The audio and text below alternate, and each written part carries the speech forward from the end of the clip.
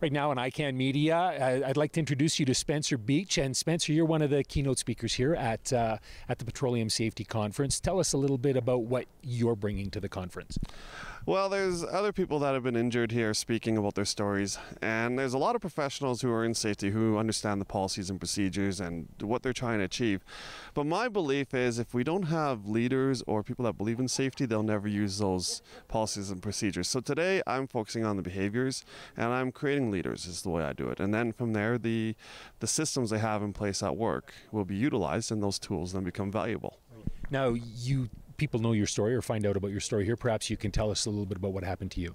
I was working in the new home industry in 2003 with a chemical to remove linoleum. It was a method my employer developed, and although had a gut instinct it was wrong, I didn't bother to address it or ask questions or do anything really. And it turned out that what I was doing was extremely dangerous. The chemical was highly volatile. It exploded, and within 20 seconds I burnt 90% of my body with 3rd and 4th degree burns. I was given a 5% chance to live, spent 14 months in the hospital. I've had 38 surgeries to date. It was over 5 years before I drew another paycheck. My wife was pregnant with our first child, and her life changed before she was ever born. I watched my wife go through severe depression. Both my brothers have to struggle with this. I've just seen it ripple out to everybody. One of the things, we had a chance to speak with two people from Weatherford, and what they said they had to try and do was impress upon their employee leaders the impacts of somebody getting into a horrible situation, an accident like you had. And obviously it is traumatic, and you can bring that to a conference like this and let people know firsthand what you went through and what your family went through. That is true, and I do believe that they have this attitude it won't happen to them. And if you don't believe it's not going to happen to you, you're not going to do anything to protect yourself. And if you're not doing anything to protect yourself, then you're more likely to get hurt because you're not doing anything to protect yourself. So it does bring in a lot of benefit by bringing in people who have experienced the other side of it and had those attitudes. And now we look back, and hindsight's always 20/20.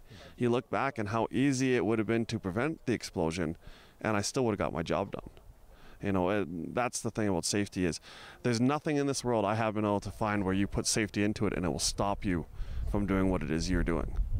So what is the message that you tried to get across to these people here today? Today, I'm trying to tie your heart to your head, and I am making leaders today. I don't want to educate them in any way. I want to motivate them and either reinforce or to clear up the cloudy water of where you're unsure about safety and let you know the positive, the benefit to it. And that benefit is it doesn't change your life. Safety improves your life. Because what safety does is we've all had incidents where we've been hurt.